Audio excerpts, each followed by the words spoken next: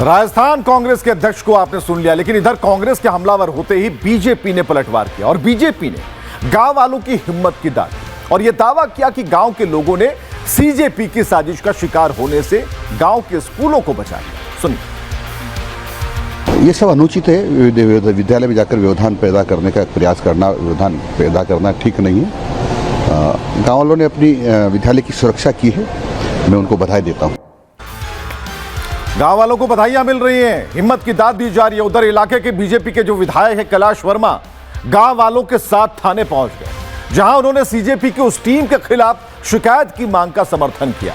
साथ ही यह आरोप लगाया कि कांग्रेस ने इस मामले को हवा देने का काम किया ताकि गांव वालों के नाम पर इसका बिल फाड़ा जा सके। 7 बजे पहले 1, फिर 4, फिर 10 बजे तक 30, 40, 100, 150 लोग आएंगे और एक माहौल बना के और यहाँ पे आके गांव वालों को डराएंगे, धमकाएंगे कि हमारी ये एजेंसी, हम ये हैं, सीजेपी पार्टी से हैं। बिल्कुल ठीक है, मानते हैं इस बात को। लोकतंत्र के अंदर पार्टियां बनती भी है, बिगड़ती भी है, आपको भी अधिकार है, मगर गांव के अंदर घुस के दादागिरी करने का अधिकार कैसे है?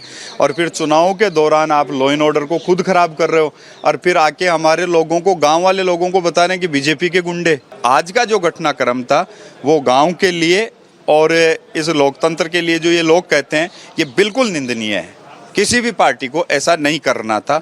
और जिस तरीके का नगर निगम का बिगुल बच चुका है, नगर निगम के चुनावों के अंदर माध्यम से जो यहाँ पे चुनाव सर के ऊपर है, फिर सीजेपी पार्टी यहाँ पे आके और ऐसा माहौल कर रही है, तो ये बिल्कुल गलत है। दूसरी चीज़, कांग्रेस पार्टी के प्रदेश अध्यक्ष और लीडर अपोजिशन ने ये कहा कि बीजेपी के गुंडे, तो ये बहुत निंदनीय है। मैं जितनी निंदा कर सकूं बिल्कुल करता हूं, क्योंकि इनको तो पता ही नहीं है, इनके ना तो नेताओं को पता रामपुरा गांव कहां पे है, तो इनको क्या अधिकार है भाई?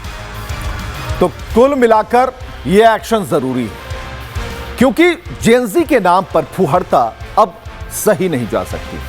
और ये मोहतरमा खुद को जेनजी बताकर सेना को गाली दे रही थी, देखिए, लोगों को उकसा रही थी, अब माफी मांगती फिर रही है, कह रही है गलती हो गई। पहले आपको सुनवाते हैं कि अधेड़ उम्र की इन जेनजी बहन जी ने क्या कहा था।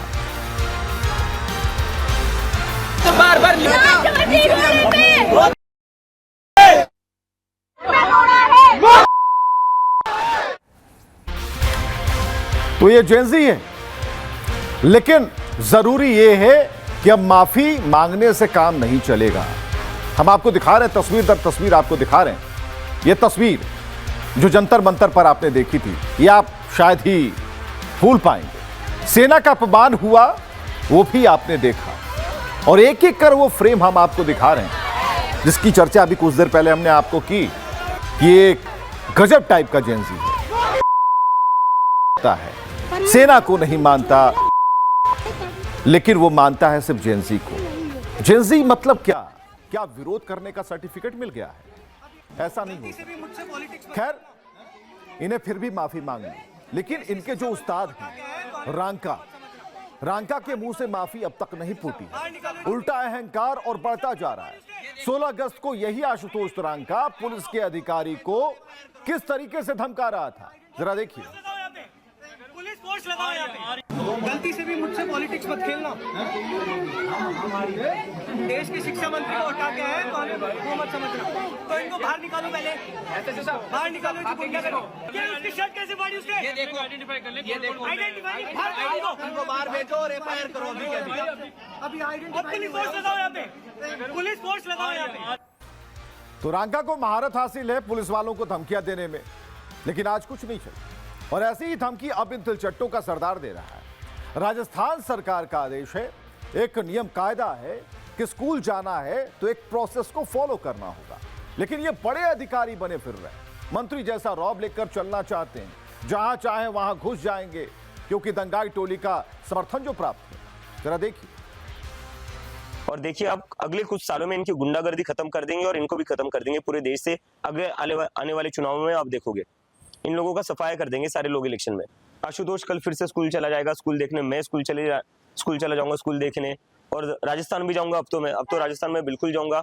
तो हमारा जो स्कूल ठीक करो कैंपेन है वो ऐसा ही चलता रहेगा। ये हम पर कितने भी हमले कर ले, कितने भी अटैक्स कर ले, हम डरने वाले नहीं, हम पीछे नहीं हटेंगे। डरने वाले नहीं हैं, लेकिन आपने जो किया अपने दिल पर हाथ रखकर बोलिएगा कि क्या कानून संबद्ध किया। नियम है, कायदे कानून है, उसका पालन कीजिए। गांव वालों ने कहा कि नहीं, आपका प्रवेश हम नहीं चाहते, आपकी मदद नहीं चाहते। क्यों घुस रहे थे? जब समझाया बुझाया तब तो धमकाया, तब तो कहा जाओ, जब नहीं गए तो धक्का दे दिया। तो ये धमकी सुनी आपने? ये तो आप देख पा रहे थे कि कॉकरोच जनता पार्टी के प्रमुख का ये बयान था। अब आपको दिखाते हैं हिंड जो इसके पीछे का छुपा हुआ एजेंडा है। क्या है हिडन एजेंडा? जैसा हम शुरू से कह रहे हैं कि साबित कर रहे हैं कि सेना का अपमान सनातन का अपमान है। जयपुर में जिस गांव में आज बवाल हुआ, वहां गांव वालों का कहना है कि सीजेपी के लोगों ने उनसे ये पूछा, यहां मंदिर क्यों है, क्यों है? अरे तुम्हें क्या मतलब कि मंदिर है, गुरुद्वारा है, चर्च है? तुम तो शिक्षा की बात करने आए थे ना, तो मंदिर पर कैसे पहुंच गए और क्यों पहुंच गए? नहीं होगा जवाब। मुंह में ना दही जम गई होगी, या फिर वो बर्गर फंस गया होगा जो जंतर मंतर के वक्त बड़ा ही स्वादिष्ट लग रहा था। तो हम बताते हैं कि आप वहां क्यों पहुंचे थे। क्योंकि कॉकरोच की खाल में जो सनातन विरोधी कीड़ा है ना, वो रह रहकर काट रहा है। सुनिए। क्यों मंदिर बनाए, क्यों पैसे लगाए, और ऐसे हमारे भगवान को गाली दे रहे थे, गाली गलौज कर रहे हैं। भगवान मंदिर को क्या पैसे मंदिर में क्यों नहीं लगाएंगे? जैसे राम दरबार में गाली काट, जैसे ठाकुर जी महाराज की गाली, कृष्ण भगवान का मंदिर है साक्षात, पैसे हम कृष्ण जी का मंदिर है, उसको गाली काट रहे हैं। मतलब विरोध के लिए विरोध करना है, कोई आपको रोके नहीं, जहां चाहिए वहीं प्रवेश कर जाइए, किसी के घर में घुस जाइए। क्या चल रहा है? तो छात्र आंदोलन के नाम पर जो हो रहा है वो सही नहीं। कॉकरोच जनता पार्टी की शुरुआत ही छात्रों के नाम पर सियासी रोटियां सेकने से हुई, जो अब सबके सामने है। बीजेपी ने भी इस मुद्दे पर दीपके की इस दंगाई टोली को घेरा और आईना दिखा दिया। क्या लग रहा है कि पहली बात, एक बात समझना चाहिए कि जो लोगों के सरोकार से जुड़े हुए मुद्दे हैं, उस पर जो है वो विरोध करना, प्रदर्शन करना कोई आपत्ति नहीं है। लेकिन आप उसको एक फैशन बना लेंगे, एक आप उसको जो है वो मजाक बना लेंगे, एक आप उसको जो है वो मज़ा लेने वाली चीज़ बना लेंगे, तो वो तो सिस्टम पर जो है वो मैं मानता हूँ उसको ठीक